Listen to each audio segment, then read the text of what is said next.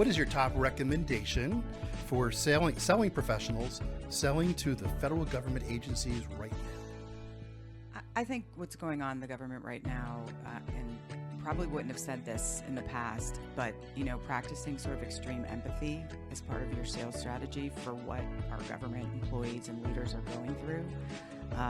That is one of my top recommendations right now.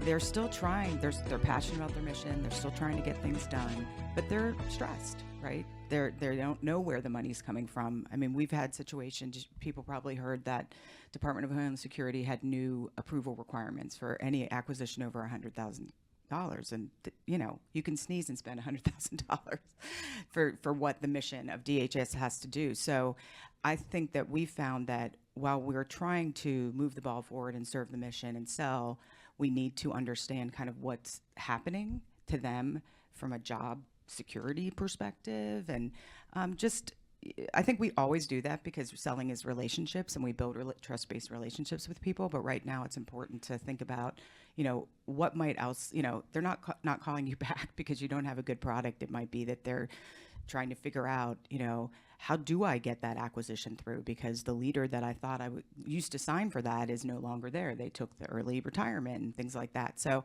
that's kind of my new top recommendation, is just really be empathetic towards what's happening to the individuals that we sell to. What are some of the big mistakes that you've seen sellers to the federal government make?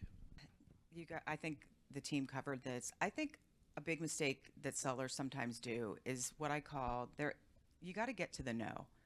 You can spend a lot of time with customers who aren't buying, champions that don't have budget. That doesn't mean that they're not potential buyers at some point. But when you are, motivated to sell, as you are, a public company like we are, and we need to meet our goals, and we all want to be successful with meeting our number, you can spend a lot of time with the wrong buyers that are just not ready to buy from you. So I call that get to the know, because if you get to the know, then you can move on and focus on the place where there are buyers. So I see people sort of hang around opportunities too long when the no is there, but they're sort of like, but any minute they're going to say yes. And so I like to say, the mistake I try to avoid is I always think, let me get to the no. And often you can be, when you try to get to the no and you say, it sounds like you guys aren't really ready to make a move right now, we can reconnect later. Sometimes they go, oh, no, wait a minute. I actually really do want to talk more about how, your solution can help me. But you really have to make sure you don't spend a lot of time with people who aren't ready to buy.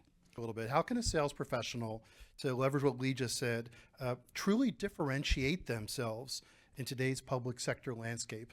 I think one of the most important things for branding is to always show up with value, right? Always bring something to the relationship, and customers remember that you're showing up with value.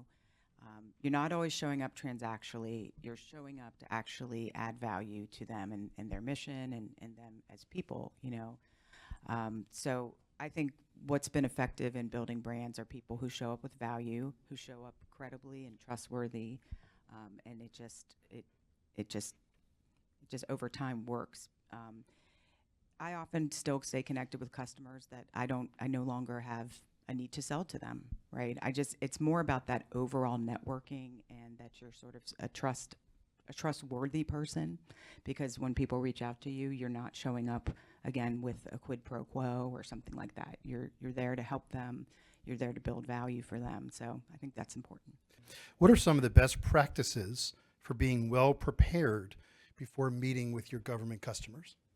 Being prepared, especially in today's environment, so critical, right? So the best practice is to be prepared. I think how you prepare and when you prepare is extremely important.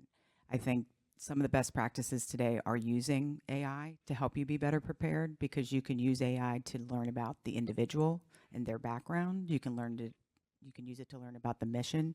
You can use it to learn how you might tailor your message to the mission.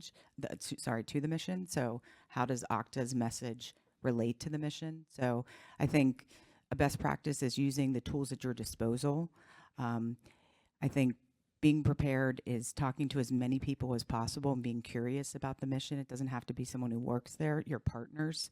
Lee mentioned, I emphasize a lot with my sellers how they can spend time sharing information with, our partners in our Zero Trust, for example, AWS and Zscaler and Palo Alto, and, talking and preparing. So I think a best practice is really putting in the time and the work. John said put in the work to do the preparation. I always tell my team, if a CIO called you today and said, I need you in the office and I need you to explain, why are we spending money on Okta? You need to be ready to go. You can't turn around and say, okay, let's put the slides together, teams. First of all, I'm saying you can't bring slides. You should be able to show up and just talk about it organically and tell the stories of the value that we're bringing. So I think those are some ideas. You guys mentioned making sure you have a really good relationship, especially with our government customers.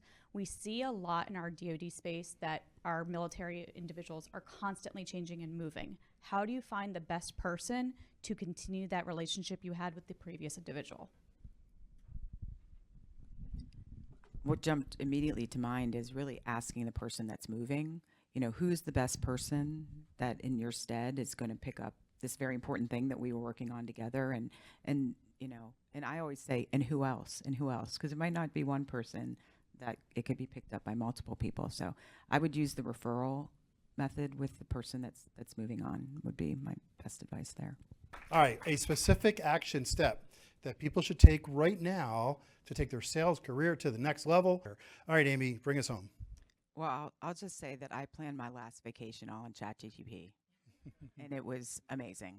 Great recommendations. We had a fabulous time. So you don't just have to use it for work. But so when I think about the end of the federal season, one of my mottos is only the paranoid survive, right? So I think you really have to think about how the things that you're predicting that you hope will close and inoculate the risks that might be in those deals. And then my second piece of advice is have a plan B. I depending on how your organization's fiscal year runs or when your quarters end, I'm privileged that our quarter ends at the end of October, not on September 30th. I've worked for organizations where September 30th was the last day of the quarter. Spent some very stressful times in those spaces. So just have a plan B if things are going sideways, really and inoculate the risk on your deals and stay paranoid if you can.